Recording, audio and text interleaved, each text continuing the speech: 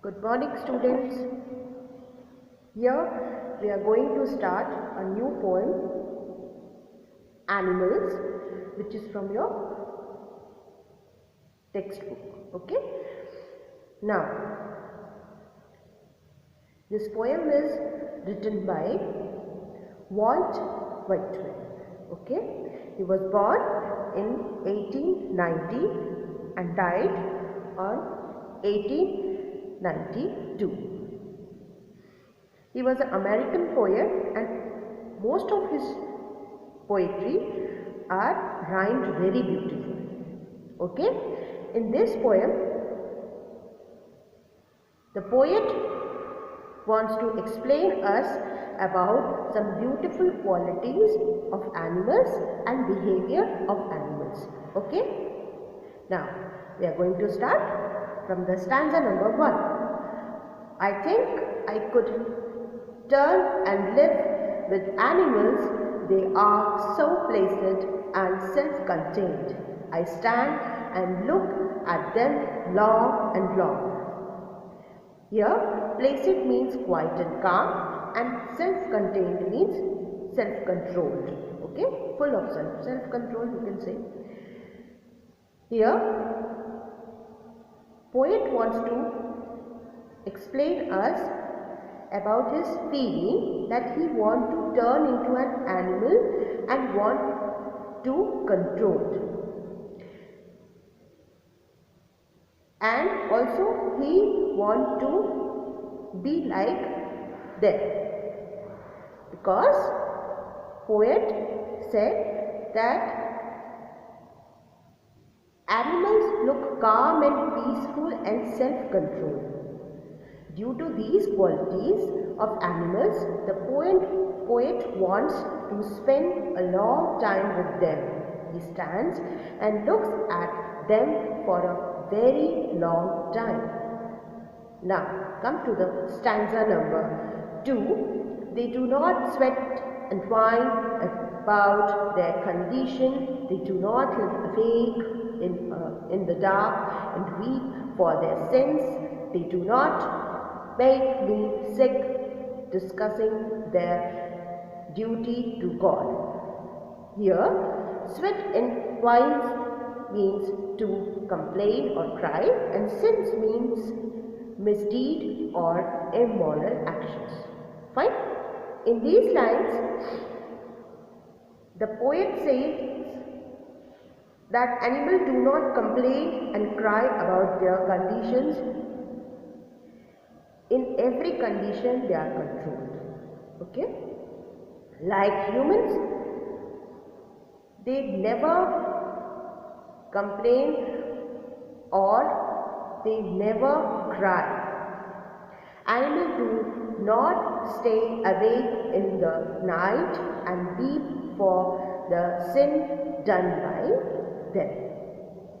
The poet means here that animals are different from the human beings.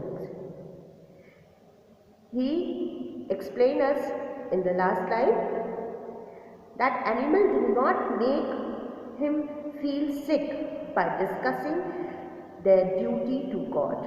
The poet here means that animals do not pray to God for forgiveness or ask God to fulfill their desires like humans do.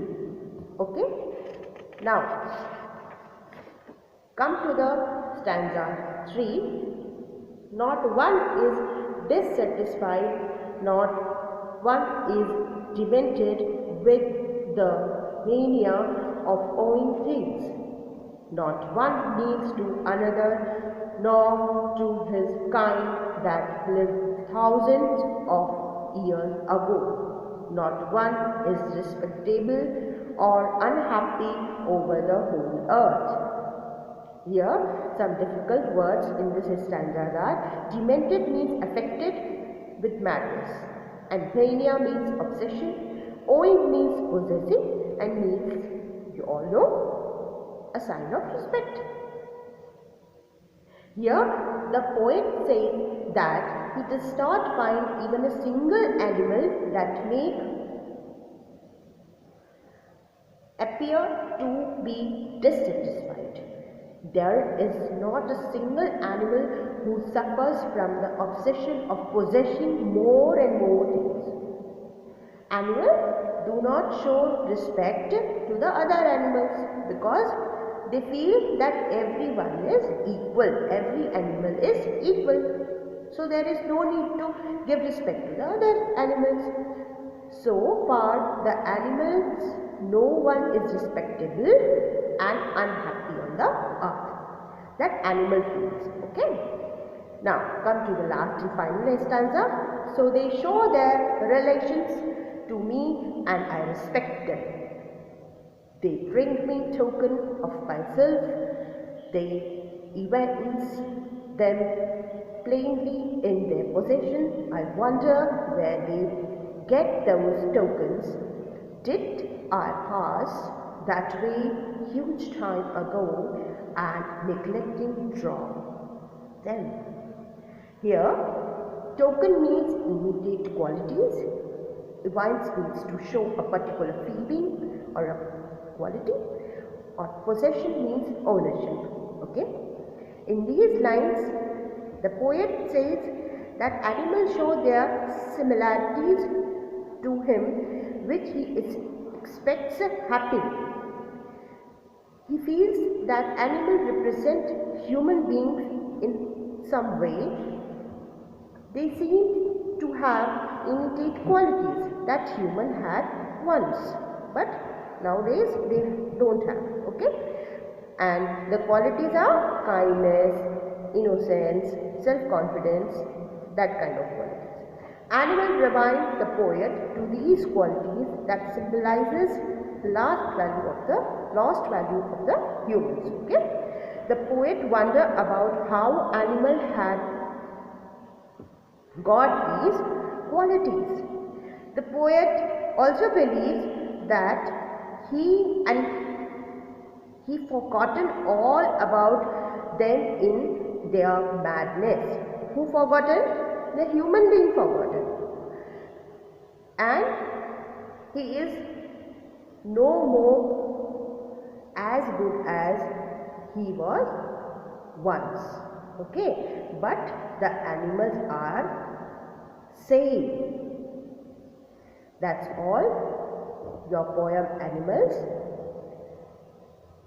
and a very beautiful poem. So, at your homes, be safe and learn this poem very quietly and nicely from the depth of your heart, and try to do the explanation yourself. Goodbye, children.